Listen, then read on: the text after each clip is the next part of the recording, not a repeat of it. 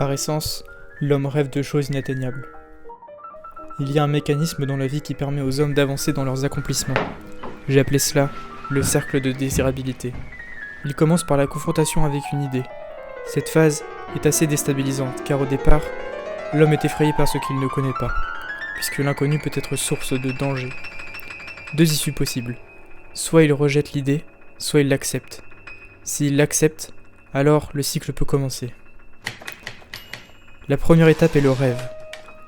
Amorcé par le fantasme, le rêve se situe tout en haut de l'échelle de désirabilité.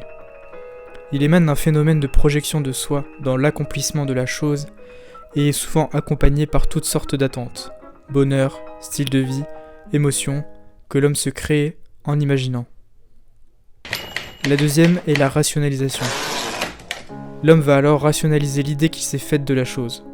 On baisse d'un cran sur l'échelle de désirabilité, puisque l'homme va essayer de désacraliser son rêve en essayant de le projeter dans son quotidien, ce qui parfois amène la personne à l'amoindrir pour mieux l'imaginer, réalisable à court terme.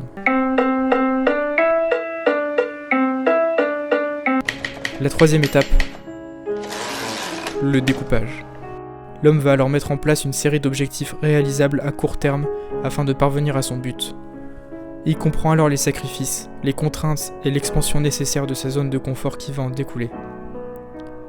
Quatrième étape, le chemin. L'homme se rend compte de la réalité de ce qu'il entreprend et peut être sujet à de nombreuses désillusions. Mais l'idée de satisfaction dans un futur proche l'encourage à continuer. La visualisation de la projection du rêve initial va lui permettre de retrouver la motivation dans les moments les plus difficiles. Cinquième étape, l'accomplissement. Si la personne n'a toujours pas été découragée durant les étapes précédentes, elle accède enfin à l'accomplissement. La réalité s'impose désormais face à elle, sans filtre. La progression est certaine, la réussite au bout des doigts.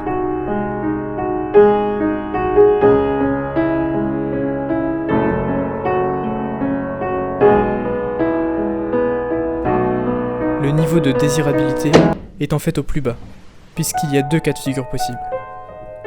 Soit la sensation de bonheur dans l'accomplissement est en réalité inférieure aux attentes de la projection initiale, auquel cas l'accomplissement perd de la valeur aux yeux de l'homme, soit elle est supérieure, auquel cas l'homme va finir par s'habituer à cette nouvelle réussite, la transformant en routine, et très vite s'en lasser ou s'accoutumer au bonheur qu'elle procure. L'homme va donc finir inexorablement par réinitialiser ses attentes et ainsi rêver de choses différentes, puisque par nature, il ne rêve pas de son quotidien. Sinon, il n'aurait pas ressenti le besoin d'accomplir quelconque tâche d'un ordre supérieur et serait tombé dans la suffisance. Il va établir à nouveau des rêves, des projections, des attentes, des buts, des objectifs, et réaliser de nouvelles choses. Cette quête qui semble vile et sans fin va ramener l'individu à s'interroger sur le sens de la vie et son absurdité la plus totale, l'amenant, dans le meilleur des cas, à comprendre que l'important n'est pas le but, mais le chemin. La focalisation de l'individu sur le chemin et sur le sens, plutôt que sur la projection, va le mener à extérioriser ses attentes et à ne pas les laisser guider sa vie, le menant ainsi à une plus grande stabilité émotionnelle, un meilleur rapport à la productivité qui devient beaucoup plus stable et linéaire, et de manière générale à une plus grande sagacité. L'homme est libéré, il n'est plus nécessaire qu'il réalise pour devenir quelqu'un, puisqu'il a compris qu'il est pleinement, et que c'est parce qu'il est qu'il réalise tant de choses, et non pas l'inverse. Ces choses à lui, dont il a tant rêvé et qui lui font vivre de doux moments.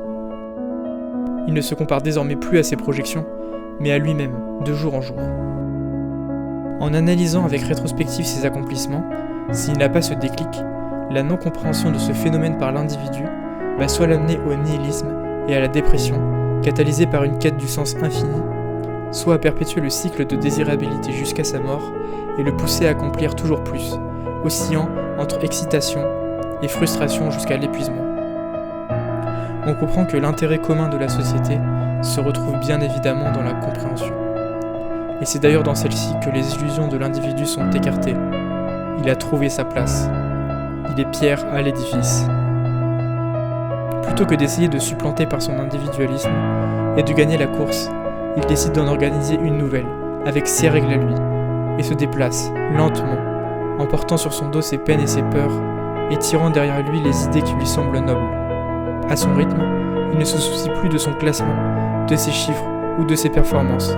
Il ne regarde plus les accidentés de la vie d'un œil moqueur, ni les outsiders avec envie. Il ne les différencie plus, car désormais, toute son attention se porte sur ses pas, lents mais lourds, ses pas de géant, qui semblent tracter tout son univers avec lui pour l'apporter au monde. Le monde s'ouvre alors à lui. Il est devenu homme.